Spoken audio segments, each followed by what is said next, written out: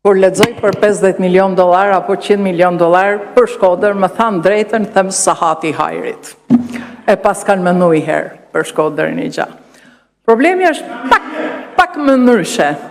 Porta Alpeve presupozon që të paktën të çon një autostradë deri tek porta. Kështu e mendoni besoj edhe jo. Problemi është se Shkodra, qyteti hyrës i Veriut, ende nuk ka një autostradë me Tiranën. Dhe më thanë, këto ndërtojnë emrin për para rrugës, propagandën para infrastrukturës dhe sloganin para zhvillimit. Në Shkodër kësa i thonë Amran Beze, po kjo pak rëndësi ka. Për para se të vija këtu, po lexoja një lajm. Ka pas parlamenti, një kryetar parlamenti që quhej Skënder Gjinushi. Kishte një takim sot në Shkodër, në Universitetin e Shkodrës, dhe më rriti me shumë vonesë. Dhe kërkoj të falur, dhe jam nisë në ora 9 nga Shkodra, nga Tirana, por asë në 12:30 nuk kam rritë Shkodër. Megjithatë tha, kjo ishte për shkak të trafikut të madh, dhe më thanë, sa më shumë trafik, aq më shumë zhvillim e presupozojnë këta. Është goxha vizion. Interesant. Paketa maleve, si edhe fondi për portën e Alpeve, në fakt përpiqen ta prezantojnë si zhvillim. Por në realitet ngjan më shumë me projekte pa transparencë, pa kritere dhe me rrezik të madh për konflikte pronësie. Kur një projekt nuk ka kufi të qartë, nuk ka transparencë financiare dhe nuk ka kritere publike, atëherë hapet dera për atë që kjo qeveri di të bëjë më mirë. Favorizime, grabitje pronash dhe klientelizë. Ka një pyetje që askush nga qeveria nuk i përgjigjet.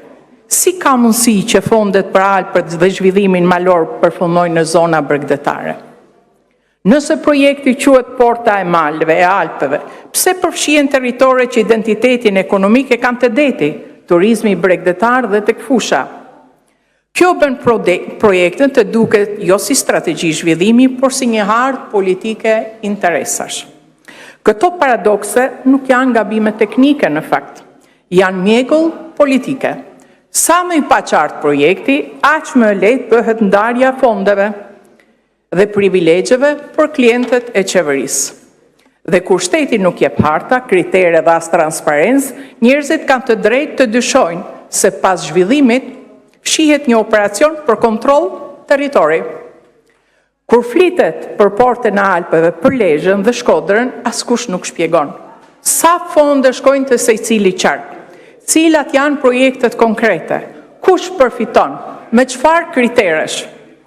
Paradokset në fakt, që duken në sipërfaqe, gjithmonë fshehin interesin poshtyre.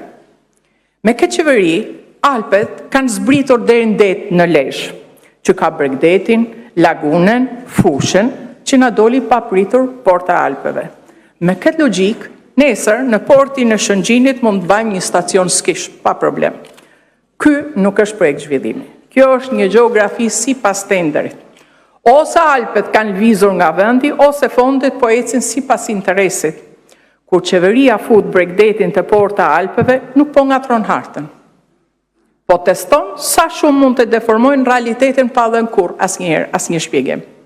Lezhë ka detin. Paradokse që duken sipërfaqe shpesh fshehin interesin e vërtet, po shtyre përsëris, por për pushtetin rëndësi nuk ka relievi. Rëndësi ka relievi i interesave. Në këtë vend edhe malet nuk ndjekun marrë natyren, ndjekun klientin. Kur zgjidhjet manipulohen, zgjedhjet manipulohen, ekonomia kontrollohet nga klientela dhe parlamenti trajtohet si dekor, atëherë sigurisht që Al Capone nuk është më figurë filmi. Është model qeverisjes dhe projekti i pakesë maleve dhe i portës Alpët është njëri prej tyre. Unë do kisha dashur shumë për me e votu dhe ndoshta edhe do e votoj. Por unë jam e bindur se paret që ju i quni me emrin e bukur interesant porta Alpeve do shkojnë rrush e kumlla.